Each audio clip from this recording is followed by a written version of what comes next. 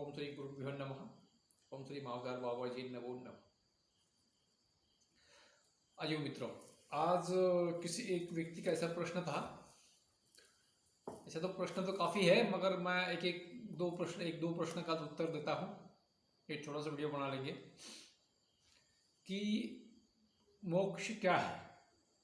मोक्ष और मुक्ति, ये दोनों एक है क्या, दोनों अलग अलग है, ये उनका प्रश्न है। और मरने के बाद क्या शरीर तो नाश तो होगा, ये तो है, मगर शरीर ही नाश होगा या जीव आत्मा भी नाश होगा, उनका ये प्रश्न है। उनका से दो तीन प्रश्न है अलग अलग, उन्होंने पूछा है।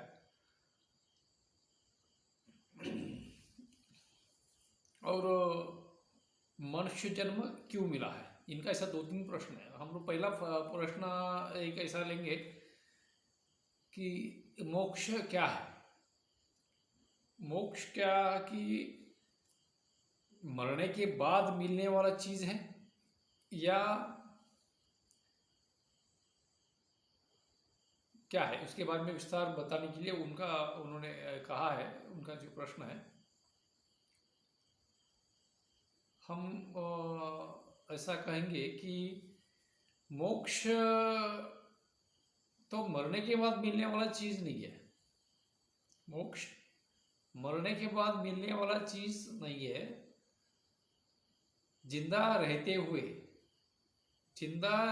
हुए इच्छा, आसक्ति, मोह माया से अगर परे होकर अगर जिंदगी जियोगे, सब अवस्था को जब प्राप्त करोगे, तो मोक्ष मिल सकती है। मोक्ष के अर्थ ये होता है कि जनन और मरण से मुक्त होना। इस 84 लाख योनियों का जो भटकाव जो है ना, इस भटकाव से मुक्त होना, भटकाव से मुक्त होना ही मोक्ष है। मुक्त और मोक्ष, ये दोनों में बहुत सारा अंतर है। मुक्त और मोक्ष है, दोनों एक नहीं है। मरने से मुक्त हो सकते हैं। मुक्त कैसा मुक्त होंगे, इस शरीर से मुक्ति मिलेगी। मुक्ति और मोक्ष ये अलग अलग चीजें, ये दोनों अलग अलग वर्ड्स है और अलग अलग अर्थ है उसका। बहुत सारे लोगों का ऐसा है कि मुक्ति और मोक्ष दोनों एक ही, दोनों एक नहीं है, दोनों अलग अलग है। मरने से, देह छोड़ने से, जहन छोड़ने से है कि शरीर से मुक्त हो सकते हैं। शरीर से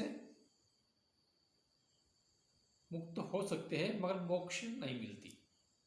आपके कर्म के आधार पर पुनः आपको जन्म लेके है उस प्रारब्ध सभी कर्मों को भोगना पड़ेगा। अभी हम लोग इस जन्म में जो भी भोग रहे हैं ना, ये प्रारब्ध कर्म के अनुसार ही हमें शरीर मिला है।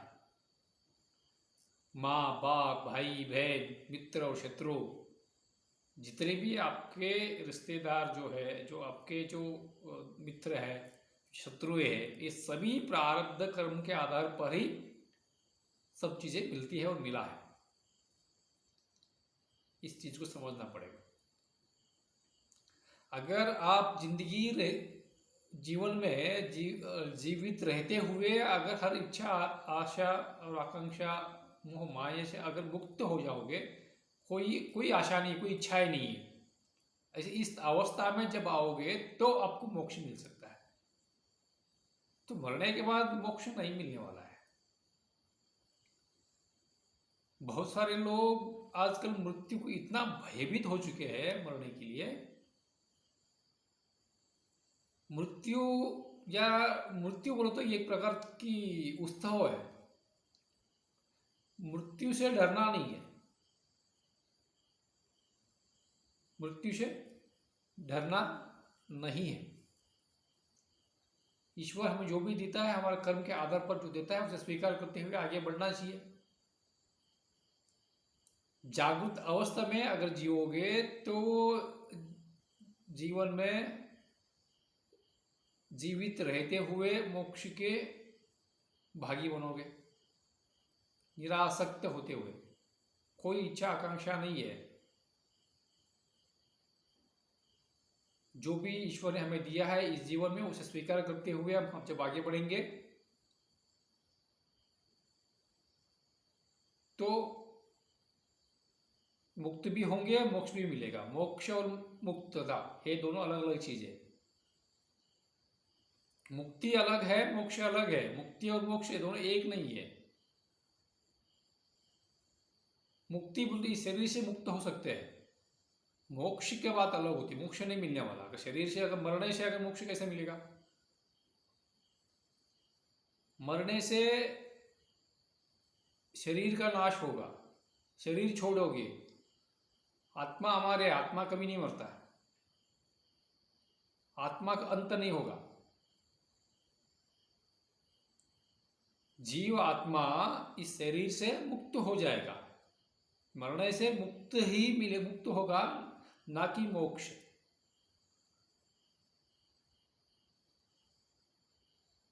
बहुत सारे लोग उनका ऐसा कहना है कि मरने से मुक्त हो गया, चलो मोक्ष मिल गया उसको इस शरीर से। मोक्ष मोक्ष और जो मुक्तता में अलग अलग चीज है ना, दोनों दोनों एक तो है नहीं है।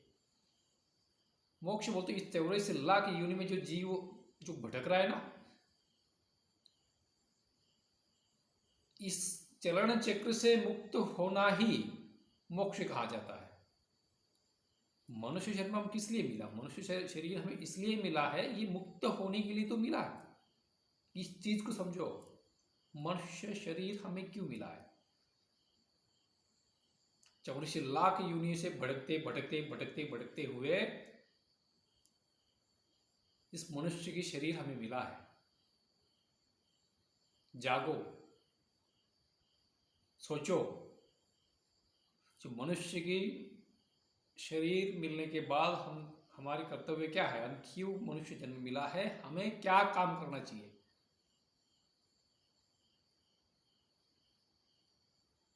सोचो, सोच समझ कर कर्म करो, ना कि ये भोग और भाग्य में लुप्त होते हुए अंधकार में मत डूबो।